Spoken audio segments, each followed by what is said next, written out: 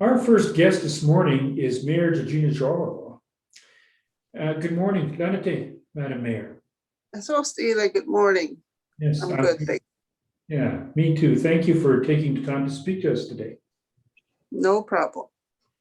So, Madam Mayor, we wanted you to speak to us about being the first person to speak Dene in the House of Commons and your work on the Indigenous Languages Act. How important was it for you to be able to communicate in the Dene language in the House of Commons? Thank you for that important question. I was elected as a member of Parliament at a really good opportunity. I had an opportunity, an excellent privileged opportunity to work with Romeo Saganash. He has been working on the Indigenous rights plus the languages. And when we got in there, we had the Liberal team had Mark Miller, who is now the Indigenous minister. He learned to speak Mohawk, and so he spoke Mohawk in the House of Commons. Robert Ouellette and our own from our constituency, Kevin Lewis, was brought in for the Cree interpreter to translate for Robert Ouellette.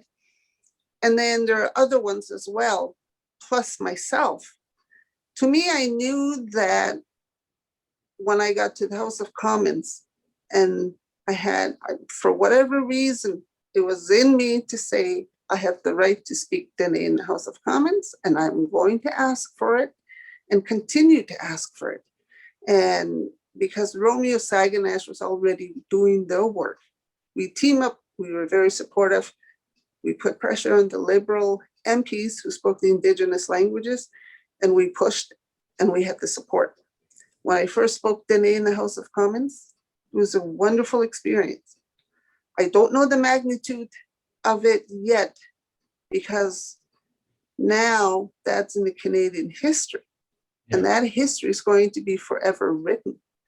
For generations to come, young Indigenous speakers, Dene or otherwise, will look at the history from the period 2015 and 2019, and because of the work that we did, the group of us did, the work that I did, that Canada now recognizes Indigenous languages. So it's an incredible experience. So maybe you could elaborate about, is there any other story behind you being the first person to have the Dene language translated into parliamentary business? It took a while to get the translators. There was a committee process that we had to go through. And it's such a bureaucratic place in Ottawa. Bureaucratic systems are in place, entrenched bureaucratic systems. So they have processes that we all have to go through. And I also want to emphasize, to me, Ottawa, the House of Commons and the federal piece of the Canadian history, Ottawa is the core and the heart of colonialism, because it is so entrenched. And I saw evidences of that day in and day out. So I had a really good staff in the NDP party and the Liberal Party. We joined forces together. We submitted a request and we kept at it. The committee said, yes, they will study the Indigenous languages. And from there, it was wonderful. I was able to, a Dene speaker a translator was brought in for me, and happened to be Julius Park. And he is from Loche, and he has the expertise to translate in Dene and to write and all the wonderful skills that come with it. In the committee work, it was an incredible experience. When I appeared as a witness in the committee, I spoke Dene, and Julius Park translated. And it was an incredible, wonderful time. And we went through that process, the work was completed. And then at the end, going through that process, at the end, I had the opportunity, meanwhile, back in the House of Commons, because it hasn't passed, the work hasn't been completed yet. I could not get a translator yet within the House of Commons, but that didn't stop me from pushing to speak Dene on various issues. The opposition that I received from some of the political parties stunned me.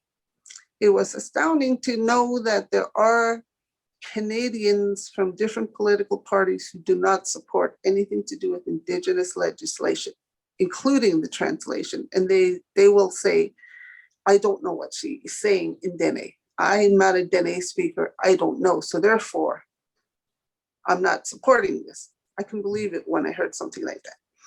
Wow. But I kept pushing. So the way I spoke Dene without the translator, I translated for myself.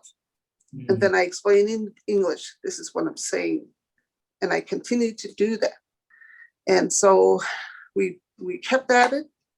We were successful. So 2018 and 2019 were the important years where we were granted the opportunity to speak in Dene in the House of Commons, and the translator will be provided.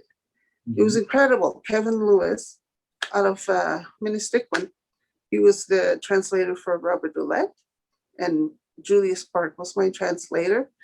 I was able to stand up with 338 MPs, including the Prime Minister of Canada and all the parties, and then whoever was watching, all the Canadians who were watching in Canada. To me, that is what we should be at anyways. Yeah. Because history says Indigenous people were here first. And Canadians now, we're Canadians, yes, but everyone else came from somewhere else to become Canadians. We were here first. So we should be recognized anyways. And so that's why I continued the work that I do and that I did. And it shows the strength and conviction of you as a leader, one of our leaders, that you persevered. So I'm just wondering, maybe you could elaborate a bit about how you felt personally about all of this work. My work in my political journey and my work has evolved over the years. In the back of my mind, I was taught early on, I was taught by elders and academics and others as well. The work that I'm doing is really find the purpose, find the intention. But I was raised as a Dene person. My first primary language growing up is Dene. And that has been, there was no English in there unless if I gone to school when we were growing up. So to me, culturally and language, that's who, and I'm thankful that the community, the further north we go, we still have that presence.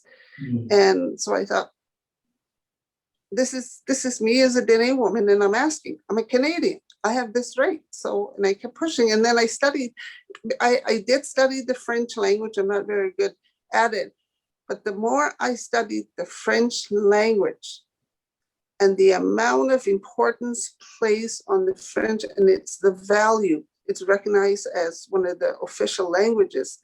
And I keep thinking in my back of my mind, okay, where I grew up, the French people were the priests and the nuns, and there's some words that we picked up. It was really during the committee process, one of the professors from a university in Toronto, Ryerson, he made a point, and I agreed with him. He said, Indigenous languages across Canada should and must be in official languages like French and English. As Indigenous people, the contribution we make to our great country is a lot. We are proud Canadians. We are proud of the work we do, and we move forward. Some Dene people or people that were part Dene have had a huge impact on Canadian history, i.e. Louis Riel and Hugo Dumont. Some of their grannies are from northern Saskatchewan, and they're Dene. So absolutely, and just as a father of 3 Dene children and a beautiful Dene wife, to see such a strong role model for our children. I want to thank you, Madam Mayor, for doing that for our kids, because identity and culture and recognizing who you are as a child is really paramount to the development of a person. And Loche has been a beacon for the Dene speakers in this province, in this country for a long time. So I wanted to know, the Indigenous Language Act comes about in 14 months. So was the timing, did anything have to do with UNESCO's 2019 International Year of Indigenous Language? Was there like, did you use all of these things, UNDRIP and stuff like that to help move the agenda? Yes. When I went to wanted to be part of the Canadian delegation for the first time, and then other years that I went to New York to be a part of a few days that on Indigenous issues at the United Nations was incredible. I was really touched, and I was immensely proud. When I was there, I saw Indigenous nations from around the world who are present at these events. And the languages, it was the multi-languages translators that are there. I found that it was, I can't put it to words because it was great. One year, I brought my sister with me. And I was able to get in to come with me to these events. And she was in awe as well, because we were at United Nations. And to be with other Indigenous people from around the world, the work continues. The act has passed now on June 21st, 2019, with royal assent. So how must this felt for you and your colleagues? Maybe you can describe that. And what's the long range, I guess, goal for some of this work that you see moving forward? Now I think, and I hope, Indigenous people across Canada, as well as non-Indigenous who, like school divisions who teach primarily Indigenous kids across Canada, the healthcare system, and social services, and the other pieces where they provide services to Indigenous people. Someone down the line, and I believe it gives the opportunity to any person saying, let's work with Indigenous languages, because it is now recognized. It gives them that the strength and the weight they need to continue to push these issues, to speak our languages across Canada. Yeah. Well, I know, just as an example, at the Friendship Center where we're working, we are now this year going to have beginner Dene language classes for urban Indigenous people. I want to thank you for that work that you did, and that's one of my things that I have in my Birchburg basket list, is to learn one of the languages, being a 60 scoop kid. I just feel the work that you've done is going to have a huge impact on the next generation of Indigenous people moving forward. You know, when I was in the House of Commons and looked at all the flags with each parliament, and their names are all registered.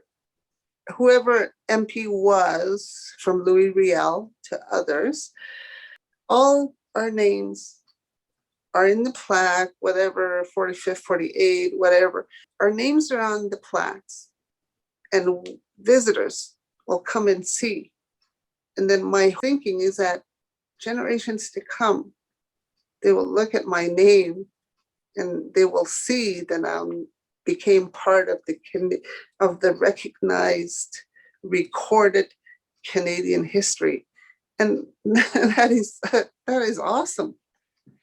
I just want to say, Madam Mayor, thank you for taking your time this morning to speak with us, and for be looking at this Canadian history maker. I say in our language, Marcy Chu. And I hope you have a really great day. You too, Robert. Thank you. Bye-bye.